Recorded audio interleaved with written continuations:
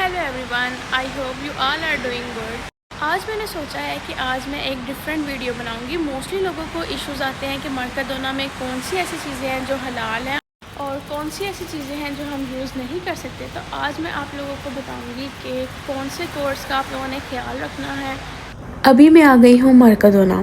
तो स्पेन में different supermarkets हैं और हर सुपरमार्केट में कुछ ऐसी चीज़ें मिलती हैं जिन पर वेगन का या हलाल का लेबल मेंशन होता है। तो इन लेबल से आपको पता चल जाता है कि आप विदाउट एनी डाउट इन चीज़ों को इजीली यूज कर सकते हैं। बट मरकदोना में 95% चीज़ें ऐसी हैं जिन पर कोई भी हलाल का लेबल नहीं आपको शो होगा, बट मे बी 5% चीज़ें ऐसी हैं जिन पर आपको वेगन का लेबल शो हो जाए। तो सवाल ये पैदा होता है कि जिन चीज़ों पर हलाल का या वेगन का लेबल ना हमें शो, तो फिर हमें कैसे पता चलेगा कि क्या हम चीज़ ये यूज कर सकते हैं या नहीं कर सकते। हर प्रोडक्ट की बैक साइड पे एक इंग्रेडिएंट्स की लिस्ट होती है। यहाँ पर मैं इसको मेंशन कर रही हूँ और उन इंग्रेडिएंट्स के साथ साथ सब इंग्रेडिएंट्स के ई कोड्स अवेलेबल होते हैं। इन ई कोड्स की मदद से आपको पता चलता है कि क्या ये चीज हमारे लिए हलाल है या नहीं। बेसिकली ई कोड्स क्या होते हैं ये मैं किसी और वीडियो में आपको एक्सप्लेन करूंगी, बट इसमें मैं आपको शॉर्टली बता देती हूँ कौन से ऐसे ई कोड्स हैं जिनका आपने स्पेसिफिकली ध्यान रखना है। इस वक्त बात करते हैं हम ब्रेड सेक्शन में, क्योंकि ब्रेड जो है वो हर घर में डेली बेसिस पे यूज होती है। बेकरी आइटम में मोस्टली जो इंग्रेडिएंट्स यूज होते हैं उनमें ई कोड्स आते हैं 481, 482, 471। आप लोगों ने चेक कर लेना है जिन जिन प्रोडक्ट्स में ये वाले 3 कोड्स अवेलेबल हैं, अगर तो उनके साथ वेगन का वर्ड लिखा हुआ है देन दिस इज हलाल,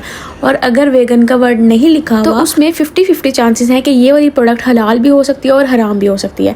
तो डाउट हो अगर जिस चीज में, तो उसके लिए बेहतर होता है कि हम उस चीज को अवॉइड करें। मरकदोना की सबसे टेस्टी ब्रेड जो है ये ब्रियोश ब्रेड है। ये बहुत बटरी सा इसका फ्लेवर होता है, बट इसमें डाउटफुल ये है कि इसमें ई कोड है 471। तो 471 जो ई कोड है वो हमारे पास डाउटफुल है। अगर तो इस ब्रेड पे लिखा होता वेगन तो हम इसको 471 ई कोड के साथ भी यूज कर सकते थे, बट क्योंकि इस पे वेगन का वर्ड अवेलेबल नहीं है तो हमारे लिए डाउटफुल है, तो इस वजह से इसको हम अवॉइड करेंगे। इस तरह से इसमें ब्रियोश बर्गर्स हैं, बन्स हैं, ये सब हम लोग यूज नहीं कर सकते क्योंकि ये डाउटफुल है हमारे लिए। अब हम 1 बाय 1 बाकी ब्रेड्स की भी बात करते हैं जो हमें मरकदोना में अवेलेबल मिलती है। एक स्पेशल ब्रेड है फ्रेंच टोस्ट बनाने के लिए, तो इसी में भी यही वाला प्रॉब्लम है कि इसमें 471 ई कोड अवेलेबल और साथ में इसके हमारे पास 481 ई कोड भी अवेलेबल है। यहाँ पर मैं ये बिल्कुल नहीं कह रही कि मुझे 100% श्योर है कि ये हराम ही है, बट मैं आपको ये बता रही हूँ कि अगर तो 471 में लिखा होता है इस ब्रेड के ऊपर कि ये वेगन है तो हम इसको हलाल कंसीडर कर सकते हैं। लेकिन अगर क्योंकि इस पे कुछ भी मेंशन नहीं है तो हमें श्योरिटी नहीं है कि जो 471 और 481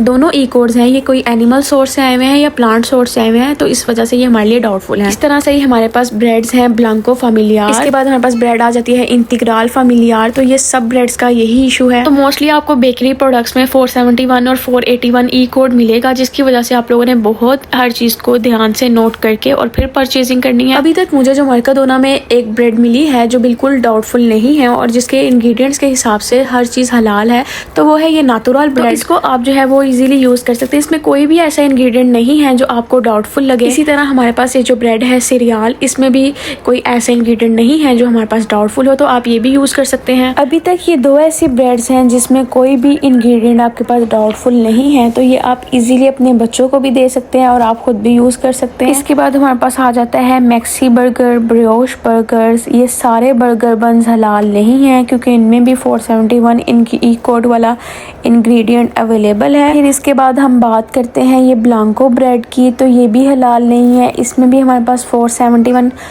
कोड जो है वो अवेलेबल है। हालांकि ये सैंडविच के लिए बहुत अच्छी ब्रेड है। तो ये मरकदोना में एक न्यू ब्रेड आई है पीटा ब्रेड, तो ये पीटा ब्रेड भी आप इजीली यूज कर सकते हैं। इसमें भी कोई भी ऐसा इंग्रेडिएंट नहीं है जो हमारे पास डाउटफुल हो, तो ये भी आप, तो ये वाले पीटा ब्रेड्स भी आप इजीली यूज कर सकते हैं। तो लास्ट पे बात करते हैं हम इन हॉट डॉग की। अगर हम इनकी बात करें तो इसमें भी 471 और 472 ई कोड वाले इंग्रेडिएंट्स अवेलेबल हैं, जिसकी वजह से हम ये भी यूज नहीं कर सकते। सो गाइज, आई होप कि आप लोगों को काफी चीजें क्लियर हो गई होंगी और आप लोगों को अब असेस करना इजी हो जाएगा कि कौन सी प्रोडक्ट्स आप यूज कर सकते हैं और कौन सी नहीं। और आप लोग अभी तक मरकदोना की कौन सी ब्रेड यूज करते आए हैं, और अगर कमेंट सेक्शन में उसका नाम आप लोगों ने लिखना है। And hope you guys like this video. See you in the next vlog. Bye bye.